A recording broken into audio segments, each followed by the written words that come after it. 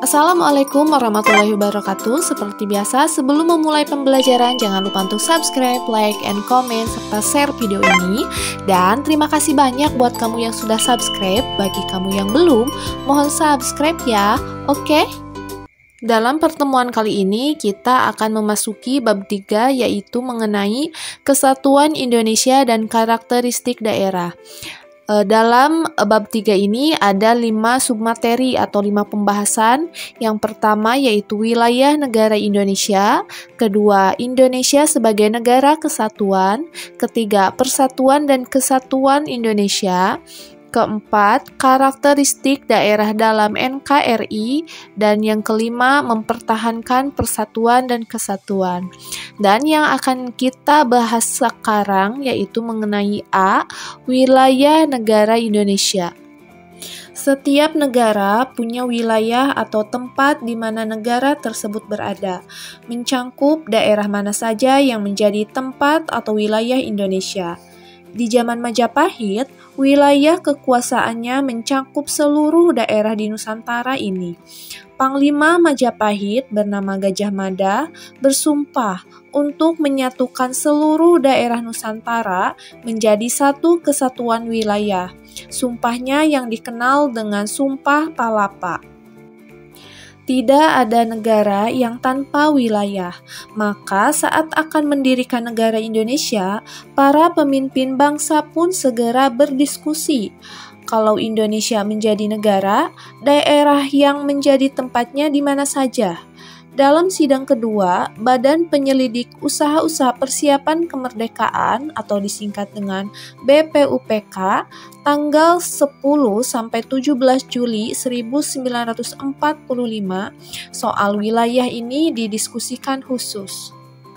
Ada beberapa pendapat yang berkembang dalam diskusi tentang wilayah Indonesia.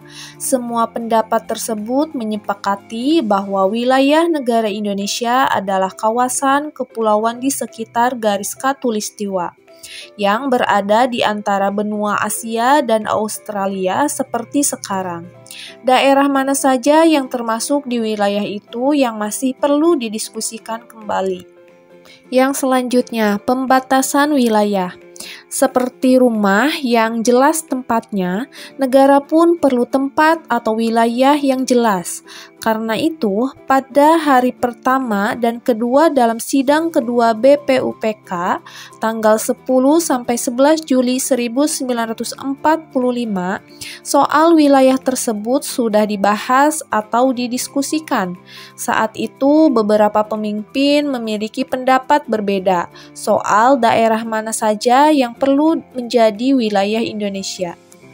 Pada waktu itu, Muhammad Yamin, salah satu pelopor gerakan Sumpah Pemuda, mengusulkan agar wilayah Indonesia mencangkup seluruh wilayah kekuasaan pemerintahan Hindia Belanda, yang mencangkup Papua ditambah beberapa daerah lain seperti Timor Portugis, sekarang yang dikenal dengan Timur Leste, serta Borneo Utara dan Malaya.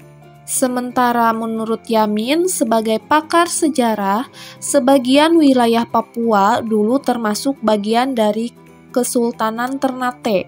Hatta tidak setuju pandangan itu. Wilayah Indonesia menurutnya tak perlu mencangkup wilayah Papua, namun mencangkup Borneo Utara dan Malaya. Sementara Soekarno sepakat dengan Yamin. Mengutip kitab Negara Kertagama yang ditulis Empu Prapanca sekitar tahun 1365, Soekarno menyebut wilayah kekuasaan Majapahit juga sampai ke daerah Papua. Karena itu, menurut Soekarno, wilayah Indonesia mencangkup daerah-daerah dari Sumatera hingga Papua. Yang selanjutnya, 2. Penetapan wilayah. Perbedaan pendapat tentang wilayah tersebut terjadi dalam sidang BPUPK. Karena itu, Ketua BPUPK Rajiman Widyo Diningrat lalu memutuskan melakukan pemungutan suara untuk menetapkan wilayah negara Indonesia. Ada 3 pilihan yang harus ditentukan. Yang pertama, seluruh Hindia Belanda. Kedua, seluruh Hindia Belanda ditambah Malaya, Borneo Utara, Timor, dan Papua. Dan yang ketiga, seluruh Hindia ditambah Malaya dan Borneo Utara. Seluruh peserta sidang diminta memilih 3 pilihan tersebut. Dari seluruh peserta sidang, sebanyak 19 orang peserta memilih pilihan pertama. Lalu sebanyak 39 orang peserta setuju pilihan yang kedua, dan 6 peserta memilih yang ketiga. Selain itu, terdapat juga peserta yang tidak memilih. Akhirnya, BPUPK pun memutuskan pilihan kedua tersebut yang dijadikan wilayah Indonesia. Hasil keputusan BPUPK dijadikan dasar oleh Panitia Persiapan Kemerdekaan Indonesia atau disingkat dengan PPKI dalam menetapkan wilayah Indonesia.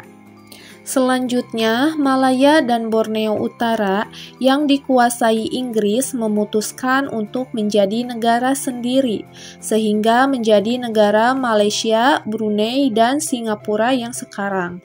Begitu pula Timor Timur yang dikuasai Portugis, yang kini menjadi negara Timur Leste. Wilayah Indonesia pun mencangkup Papua hingga Sumatera seperti saat ini. Selanjutnya, batas wilayah. Suatu tempat atau wilayah tertentu punya batas yang jelas, seperti wilayah sekolah kalian masing-masing yang juga memiliki batas-batas yang jelas, baik batas di sebelah selatan, timur, utara, maupun barat. Demikian juga wilayah Indonesia sebagai negara. Ada batasannya pula, baik dari selatan, timur, utara, serta barat. Wilayah selatan Indonesia berupa Laut Indonesia dan Laut Arab Puruk. Di laut tersebut, Indonesia berbatasan dengan negara Australia. Di wilayah timur, Indonesia memiliki perbatasan di Pulau Papua dengan negara Papua Nugini. Di wilayah utara, Indonesia berbatasan dengan Filipina, Malaysia, dan Singapura. Sedangkan di barat, Indonesia punya wilayah laut yang berbatasan dengan India. Untuk mengetahui lebih mendalam tentang wilayah Indonesia, mempelajari dengan melihatnya di globe atau bola dunia. Persis di tengah bola dunia itu terdapat garis yang melingkar, yang menunjukkan pembelah dunia menjadi belahan utara dan selatan, yang disebut garis khatulistiwa. Wilayah Indonesia dilewati garis khatulistiwa tersebut. Karena dibelah garis khatulistiwa, maka sebagian wilayah Indonesia terletak di belahan utara dan sebagian lagi di belahan selatan bumi. Para ahli geografi menyebut letak itu berada di antara 6 derajat lintang utara sampai 11 derajat lintang selatan. Sedangkan dalam pembagian pembelahan barat atau timur, wilayah Indonesia berada di belahan timur bumi atau disebut berada di antara 95 sampai 140 derajat bujur timur. Mengingat luasnya wilayah Indonesia tersebut, maka terdapat daerah-daerah yang jauh dari pusat perkotaan dan disebut sebagai daerah terpencil. Sementara itu, terdapat pula daerah-daerah yang paling dekat dengan perbatasan dan disebut sebagai daerah terluar. Pulau Sebatik di Kalimantan Utara tersebut termasuk sebagai daerah terluar yang akan dipelajari lagi pada bagian selanjutnya. Mungkin itu ya untuk pembelajaran kali ini. Mudah-mudahan apa yang telah disampaikan dapat bermanfaat. Sampai bertemu di pembelajaran selanjutnya. Wassalamualaikum warahmatullahi wabarakatuh.